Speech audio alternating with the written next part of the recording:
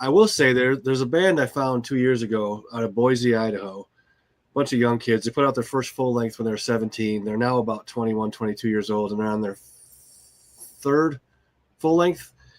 And they write music in the same vein of Old Death and Cynic, and they're called Barn, just Barn. If you haven't heard them, look them up, man. It's really refreshing as fuck. All right. To see what these kids have done.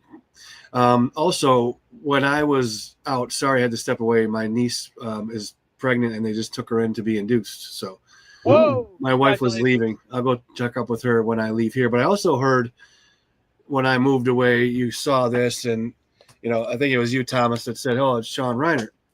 And if you don't mind, I'm going to take a little segue here because before the interview started tonight, when we had the this morning, I usually tonight, it's morning.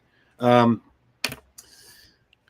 of the last times I saw you, Thomas, unfortunately, was in Toronto, like 2009. We've seen each other at NAMM, of course, after that a few times, but the last time I saw you play was 2009, and it was actually Valentine's Day. And I remember it because it was the same night I was on a cab, in a cab, not an Uber, in a cab, on the way to see you play with Cynic. And I had heard on the radio that Louis Belson passed away that the night you guys played in Toronto. So I watched Sean side stage. He went to shower. Then I stood behind one of the curtains where you guys keep your, tubs of ice on the stage. And I watched you for a while. And then I walked out of the venue to go meet Sean at the bus, and he was coming out of the venue at the same time. We kind of, hey, what's up in the street?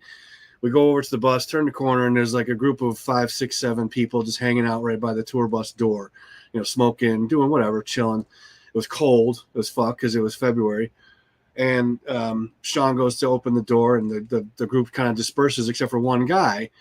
And he turns to me. He's like, all right, hurry up, man. Freeze. Let's go. Got to get it back on the bus. I'm like, all right, who are you with? He's like, I'm with the band. Fucking let's go. Freezing. I'm like, what band are you with? He's like, look, I'm not with the band. I'm just cold. Can I just come on the bus for a minute and hang out and warm up? I'm like, dude, I'm a visitor here too. Sorry. Can't help you. Have a good night. And I go up on the bus, close the door. I don't lock it. And then I go up and I sit, close the curtain. I'm in the first spot behind the curtain. People are talking shit like that, having a beer. 2 minutes later, the curtain opens, and it's this fucking dude that I told to go away.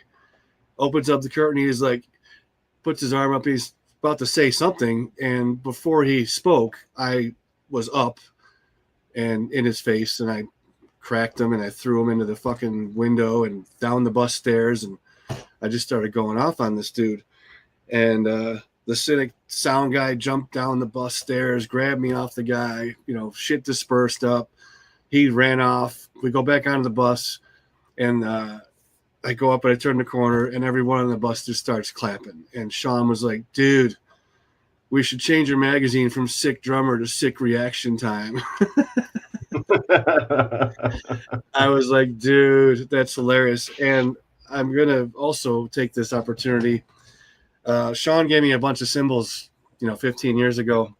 And he's like, use these for contests, whatever, give them away. I don't care. I'll give you more. Unfortunately, that never happened as he passed away. So after he passed away, I was trying to figure out where the 3 that he had given me from the Focus and Human sessions went. And I traced one of them back to a guy in Denver who was at my Blast Off drum competition in 2012. He won it. And I emailed him. I'm like, hey, just out of curiosity, do you still got that symbol? I'm like, I don't want it. I just want to know you still have it. And he messaged me back. He's like, yeah, I still got it, man. It's hanging on my wall. It's been there for fucking 16 years since I won it. I'm like, awesome, thanks. 3 weeks later, I get another email. He's like, man, after me and my wife were talking, we're thinking that I want to send this symbol back to you because you were friends with Sean. I never met the guy. It would be better with you than with me. And I was like, oh my God, wow. So he boxed it up. And 16 years after this left my office, it is back in my office. Wow, that's dope, man. Yeah, signed from the man, 1991, Death Human. Legendary. Sean. Look at that. Right there. 16 years later. Just sitting there. I've been sitting there for years, man. To say I was blown away was an understatement. So I I had a couple kindly Brent Frias, limited edition scores that were signed by, Masvidal and Malone and Reiner. And I had 2 of them. So I sent one of them to the guy that gave me the symbol back. I'm like, here, just put this up on your wall and I'll keep the symbol. Yeah, I got to throw in my Sean story. We were very fortunate to tour with them in '94, Cannibal and Cynic, big tour.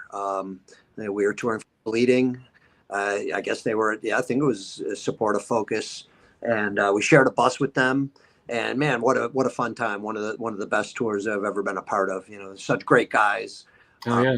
Paul and Sean and Dana Cosley was in the band at the time, and I mean, yeah, what a great tour it was, and we had so much fun, and yeah, just great human beings. And Sean was one of the best for sure.